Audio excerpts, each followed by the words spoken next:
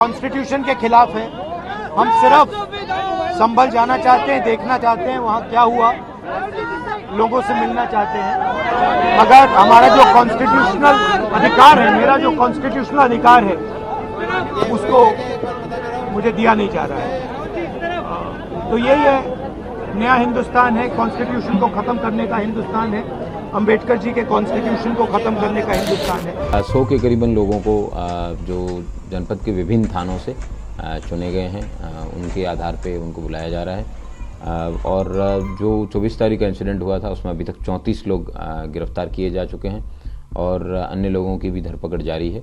जल्दी बाकी लोगों को भी गिरफ्तार करके जेल भेजा जाएगा। 83 लोग हैं, उनके नाम जो है प्रकाश में ऑलरेडी आ चुके हैं और 400 के करीबन लोग हैं जिनके फोटोज़ हैं वो यूनिक तरीके से आइडेंटिफाई किए जा चुके हैं।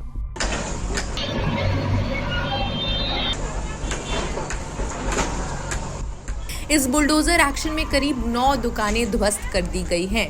डीएम के आदेश पर यहां अतिक्रमण विरोधी अभियान चलाया गया। मौके पर भारी पुलिस बल तैनात रहा। इस खतरे को देखते हुए कुछ लोग खुद ही अपनी दुकानें हटाने को मजबूर हुए। हालांकि इस मामले में नगर निगम का कहना है कि जिन लोगों की दुकानें तोड़ी गई हैं उन्हें जमीन दी जाएगी।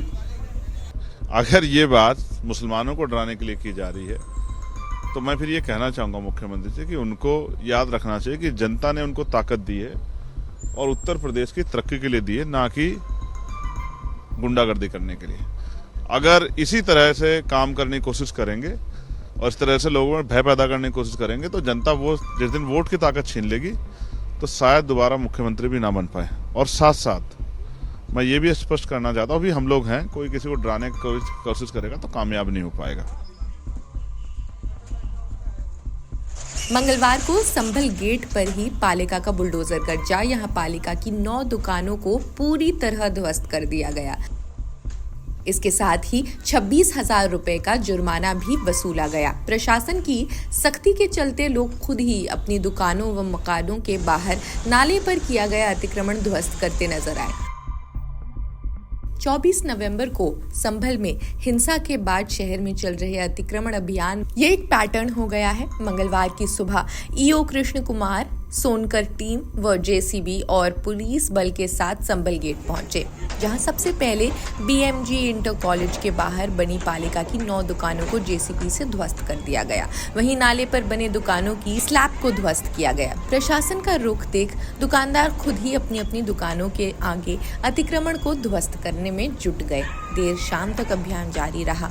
बीएमजी इंटर कॉलेज से आगे एक मकान का काफी हिस्सा अतिक्रमण के दायरे में आ रहा था। प्रशासन ने मकान मालिक को अतिक्रमण हटाने की नसीहत दी।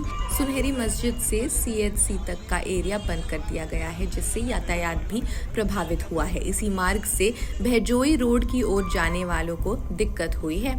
आलम यह हो गया कि लोग अपने 2 पहिए वाहन व ई रिक्शा गलियों से निकालने, इससे आसपास की गलियों में जाम की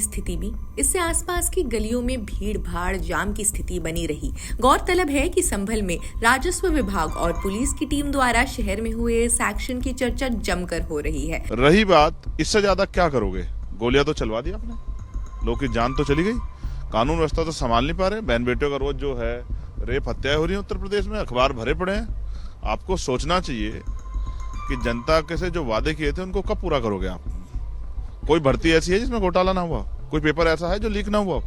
आप पेपर संभलते नहीं है, जनता की रक्षा कर नहीं पा रहे हो, बहन बेटियों की रक्षा कर नहीं पा रहे हो, बस बड़ी बड़ी बातें करते हो। जनता वोट की चोट से सबक सिखाएगी इस बार। नहीं, इतना इम्पोर्टेंट वहां से कैमरा हटा दिया। आइए, हाँ ठीक है, ठीक है, नहीं गलत बात है। ये ऐसा ही करते हैं ये लोग।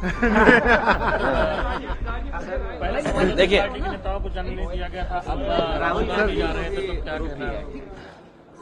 आखिरकार भारतीय जनता पार्टी की सरकार छिपाना क्या चाहती है? पहले दिन से ही इस बात को सबने कहा है।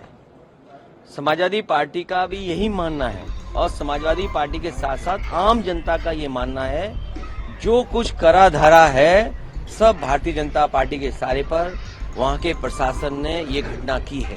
जब एक बार सर्वे के लिए सब सहमत थे, सबने सर्वे कराया, आप दोबारा सर्वे इसलिए कराने गए कि झगड़ा नहीं हुआ। जो लोग नारे लगाते गए उनके खिलाफ क्या कार्रवाई भारतीय जनता पार्टी ने की है?